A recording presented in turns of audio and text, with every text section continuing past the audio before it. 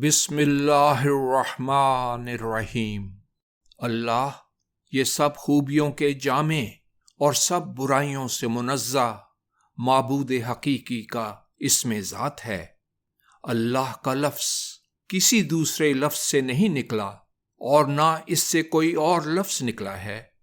عرب اللہ تعالیٰ کی ذات کے سوا کسی بھی معبود کے لیے اللہ کا لفظ استعمال نہیں کرتے تھے، حتیٰ کہ ان کے زمانہ جاہلیت کے اشعار و قصائد میں بھی کہیں یہ لفظ کسی بت یا محبوب غیر حقیقی کے لیے استعمال نہیں ہوا۔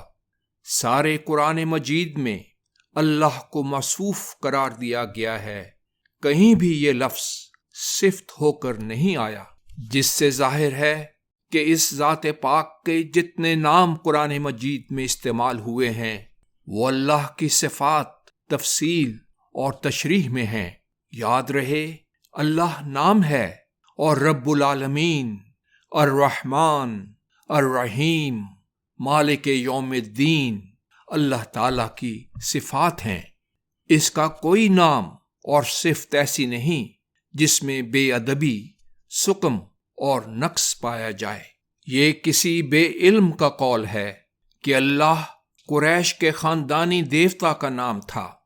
خانہ کعبہ تو بتوں سے بھرا پڑا تھا، کیا اللہ تعالیٰ کا بھی وہاں کوئی بت یا مجسمہ تھا؟ نہیں، ہرگز نہیں۔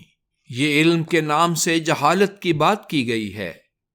یاد رہے کہ صرف اللہ اللہ کہنا یا ہو کرنا کوئی اسلامی وظیفہ نہیں۔ وظیفے اور دعا کے لیے جملہ چاہیے، جیسے لا الہ الا اللہ یا سبحان ربی العالی۔ چنانچہ اللہ اسم ذات ہے اور یہی اسم اعظم ہے۔